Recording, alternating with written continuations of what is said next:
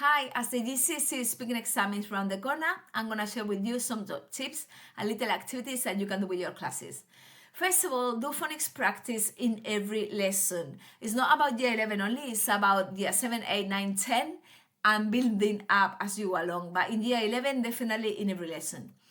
Add an element of the speaking paper to all of your lessons. That could be a starter where they reply to some follow-on questions, or it could be a role play in the middle of the lesson, or it could be a picture description at the end. Practice reading aloud by getting students to actually annotate. Something that I experienced when I did the mocks was that students were practicing the reading aloud but without annotating key sounds, and I think that will really help them, so get them trained.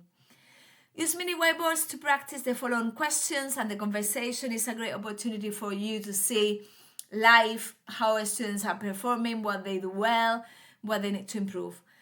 Practice verb tenses regularly. Present, past, and future should be a common theme of your lessons, making sure that students identify patterns. For example, compro, compré, voy a comprar, in this case in Spanish. Identify the errors and address them on the go. So if you got students who make the same mistakes every single time, stop the lesson, reteach that element, and make sure they leave the lesson knowing what to do next time. Refer to the math scheme. I think this is really useful if you show the students the math scheme, because they will be familiarized and they will know what to expect. And get students speaking in many different ways. That could be with a role play, picture task, but you can do also other things like carousel activities, pair dictation in pairs, all sorts of things. Now I'm going to share with you a display that I created for Spanish and Umbrellas, and you can download it from my website for free if you want it. This is based on different sounds and phonemes, and I think it's very visual and useful.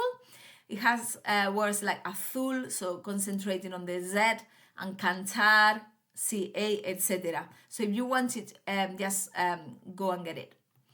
This is Phonics Bingo. Instead of playing phonics with bingo with numbers or keywords, you could do it with key phonemes, and you call out the Spanish words that you want to practice, and students have to find the matching phoneme for that. And finally, you've got this matching the prompt to the question or the statement. For example, ask a question about the price. They will have to say cuánto cuestan las entradas, say how many tickets you would like, quiero 3 entradas por favor.